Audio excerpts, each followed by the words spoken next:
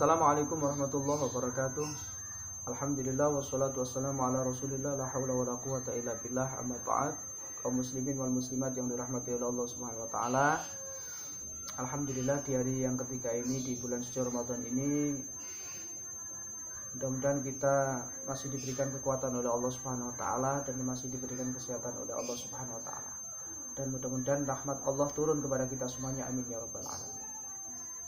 Hadirin kaum muslimin wal muslimat yang dirahmati oleh Allah Subhanahu wa taala, pada kesempatan yang berbahagia ini kita masih mengkaji kitab Al-Hikayatul Ajibah.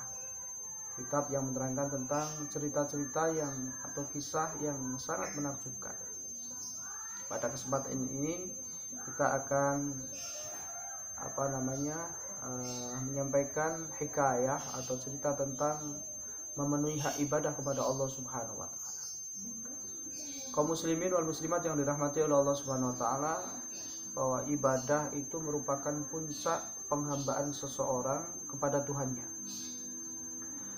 Maka di dalam ibadah, keikhlasan, kebersihan hati dari hal-hal yang berbau duniawi ini menjadi sangat penting di dalamnya.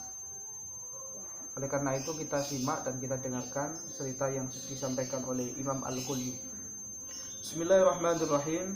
Al-hikayatu fi adai haqqil ibadah.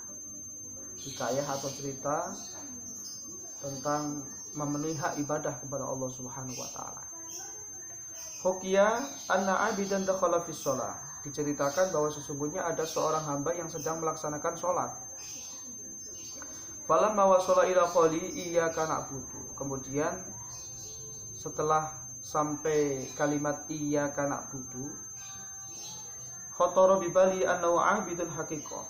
Terbenak di dalam pikiran seorang hamba tadi ini mengatakan bahwa sesungguhnya aku ini adalah seorang hamba yang sejati. Lalu fanudiya fi sirri kadzabta innama ta'budul khalqa. Ternyata terdapat sebuah suara, terdengar sebuah suara yang mengatakan bahwa kamu itu berbohong, karena sesungguhnya kamu itu masih mempertuhankan makhluk. Lalu fataba wa'tazala alinas. Kemudian seorang hamba tadi ini bertobat kepada Allah Subhanahu wa taala dan mengasingkan diri atau melakukan uzlah. Tsumma syara'a fi sholati falamma wasala ila iyyaka na'budu. Kemudian seorang hamba tadi ini melaksanakan sholat lagi dan sampai kalimat iyyaka na'budu, nudiya kadzabta innama ta'budu zawjataka fatallaqa imra'atah. Kemudian terdengar suara yang mengatakan bahwa kamu itu berbohong, karena sesungguhnya kamu itu adalah masih takluk terhadap istrimu. Fatallaqa imra'atah. Kemudian seorang hamba tadi ini menceraikan istrinya. Tsumma syara'a fi sholati falamma intaha ila iyyaka na'budu. Kemudian seorang hamba tadi ini juga melaksanakan sholat kembali, melaksanakan sholat lagi sampai kepada kalimat iyyaka na'budu, nudiya kadzabta innama ta'budu malaka fatasaddaq bi jami'i. Kemudian terdengar suara yang mengatakan bahwa kamu itu berbohong, karena sesungguhnya kamu itu masih mempertaruhkan hartamu, kamu itu masih menginginkan hartamu. Fatasaddaq bi jami'i. Lalu seorang hamba tadi ini langsung mensedekahkan seluruh harta.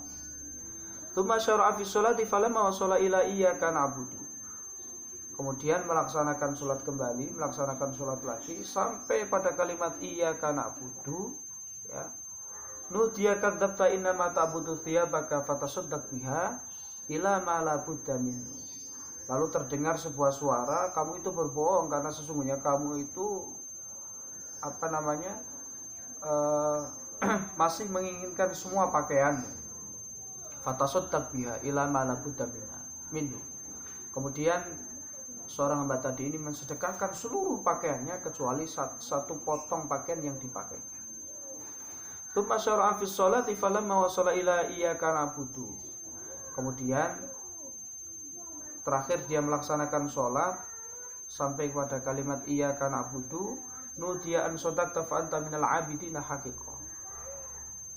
Terdengar sebuah suara yang mengatakan bahwa sodakta, betul bahwa sesungguhnya kamu ini sudah menjadi hamba yang betul-betul sejati.